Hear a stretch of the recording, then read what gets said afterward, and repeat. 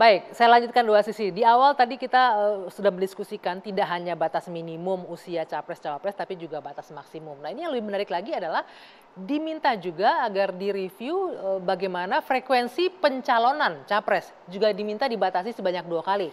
Kita tahu dari tiga nama calon ini, Pak Prabowo ini yang keempat kali ini memajukan. Oke. Tanggapannya gimana? Apakah ini... Pertanyaannya masalahnya di mana? Mau dia 5 kali, 10 kali, 200 kali?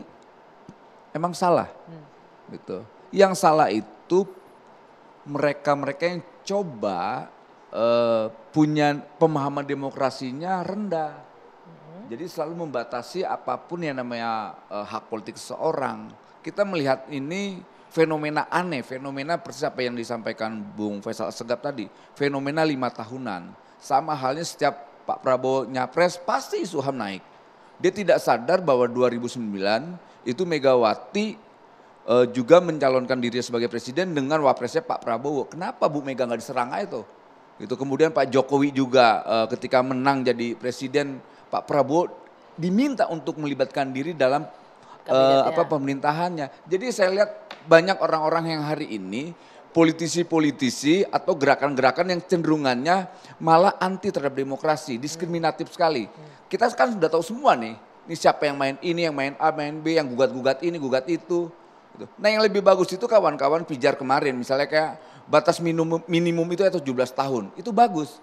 Jadi ketika orang punya hak pilih, langsung punya hak untuk memimpin bangsa, itu juga lebih bagus gitu loh. Tapi nggak bisa, kawan mahasiswa di sini juga terlibat. Maksud saya gini, tapi kan nggak apa-apa juga kalau orang usul untuk melarang ini kan demokrasi kan boleh dong.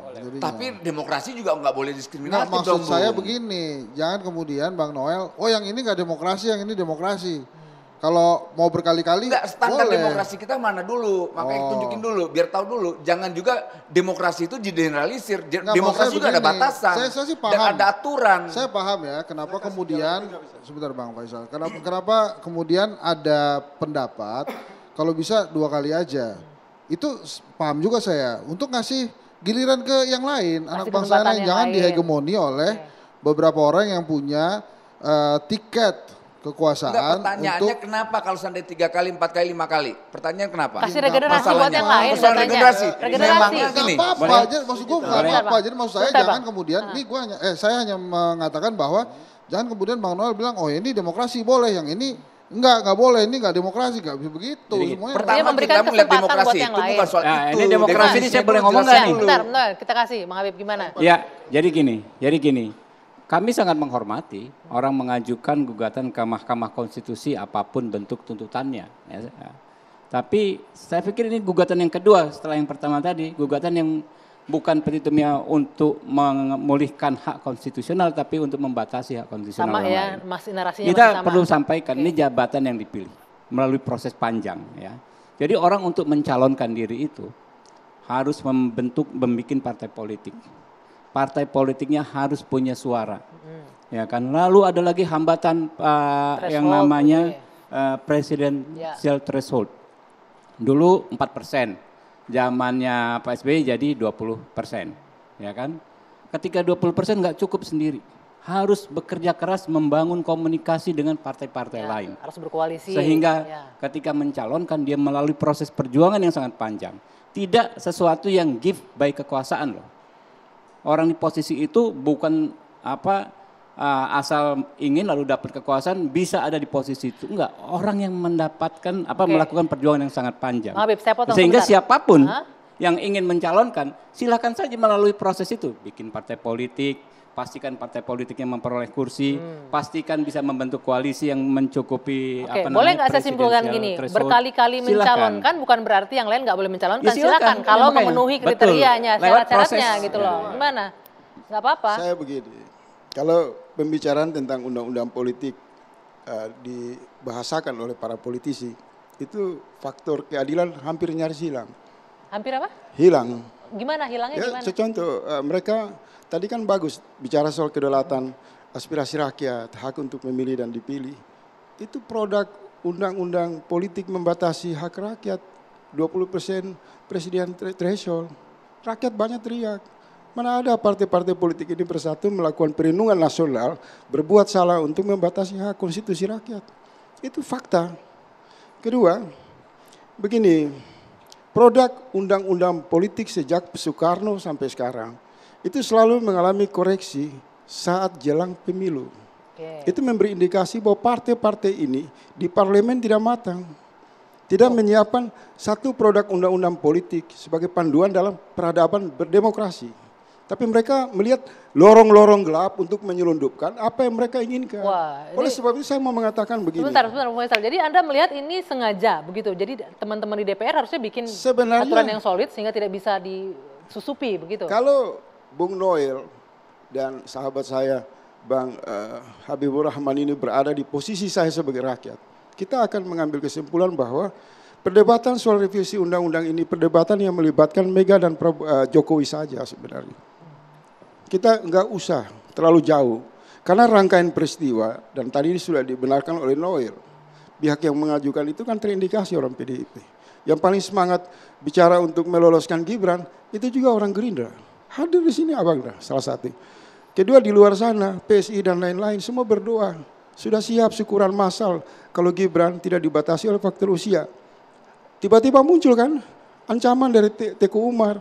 Kalau macam-macam Gibran lolos berarti pasangan dengan Prabowo. Oke, sebentar. Saya minta pendapat maka dari Prabowo Bang dibatasi lagi 70 tahun. Saya minta pendapat jadi dari ini ngerumpi politik antara Mega sama Jokowi saja. Bentar, ini lebih keluar konteks lagi sebenarnya. Cuman menarik dicermati bagaimana bahwa ini adalah kepentingan tarik-menarik dua tokoh tadi. Ya makanya kan saya katakan ini bisa jadi ujungnya remis. Sama-sama nggak diputuskan. Karena kalau nanti Mas Gibran misalnya 35 diputuskan. Yes, boleh. 70 maksimal boleh. Enggak bisa remis katanya. Karena satu itu menghambat hak konstitusi dan hak orang lain. Kalau kita menghambat, kalau menghambat hak orang lain, kalau dilihat dari sisi yang berbeda juga bisa. Menghambat juga. Kenapa? Karena bisa berkali-kali kok 70 tahun nggak mau gantian kayak gitu-gitu. Bentar. Bikin partai sendiri. Ya, itu kan makanya kan ada aturan-aturan yang sebetulnya dari berbagai sisi kita bisa lihat gitu. Nah makanya menurut saya ini tentang batasan usia 70 tahun ini memang untuk memblok supaya nggak skaksterin nanti kan. Ini supaya langkah yang 35 ini tidak setuju, makanya menurut saya kalau mau berdasarkan undang-undang dasar. Masa ada hak dipilih dan memilih dibedakan tahunnya. Boleh memilih 17 tahun. Begitu dipilih 35 kan gak seru juga. Kalau mau udah bablas saya semua. Pokoknya WNI bebas dipilih dan memilih gitu. Jadi apa bisa memungkinkan begitu Bang dilepaskan semuanya? Nanti bagaimana orang yang akan maju kapasitas dan kualitasnya? Ya kan? Jadi ini kan kita bicara regulasi, bicara aturan ya. Kalau saya tentu sudut pandang saya sebagai orang hukum dari ilmu saya gitu kan ya. Saya tegaskan bahwa misalnya tadi yang soal 17, silakan saja. Tapi secara aturan, gugatan di Mahkamah Konstitusi itu diajukan oleh pemohon. Dalam hal ini PSI, ya kan? Ada beberapa entitas lain ya. Yang sudah mengajukan namanya tuntutan itu 35 tahun. Posisi ya pihak terkait itu hanyalah menyampaikan kepeduliannya, apakah oke dengan petitum yang sudah dibuat atau tidak, gitu loh. Itu posisinya, gitu loh. Tapi kalau ada wacana misalnya menghadirkan ahli yang menyatakan, oh ini kalau boleh milih 17, ya, boleh dipilih juga di 17. Kita menurut saya nggak ada masalah. Kondisi yang lebih tegas atas nama negara. Begini, ketiga peristiwa politik ditafsirkan berbahaya sebagai komoditas politik jelang pemilu presiden. Kejaksaan Agung itu mengeluarkan maklumat. Tidak ada dugaan kasus korupsi calon presiden dan wakil presiden disidangkan atau diproses jelang pilpres. Artinya apa? Presiden itu bisa mengeluarkan satu tindakan atau koalisi partai ini mengambil sikap. Tidak boleh ada perubahan undang-undang yang diusulkan oleh siapapun. Karena ini bisa merusak tatanan proses demokrasi yang sudah dekat. Tidak bisa juga dong menghambat hak orang untuk mendapatkan bisa ditunda. Konstitusi. Artinya mereka membahas tapi kita mengunci mereka lewat parlemen atau lewat presiden. Entah apalah instrumennya, ada satu pendekatan political will. Bahwa tidak ada usulan perubahan undang-undang apapun yang bisa merusak proses jalannya pemilihan presiden. Itu paling fair. Tapi kelihatan kedua, tadi saya Mengapa mengambil kesimpulan atas realitas perbincangan di ruang publik? Ini pertarungan Megawati sama Ibu. Oke, sama tadi Jokowi. sudah disampaikan tadi Itu udah. aja. Tadi sudah disampaikan Bung Faisal Asgaf. Nanti ditanggapi ya. Kita jeda dulu sejenak. Dua sisi kembali sesaat lagi.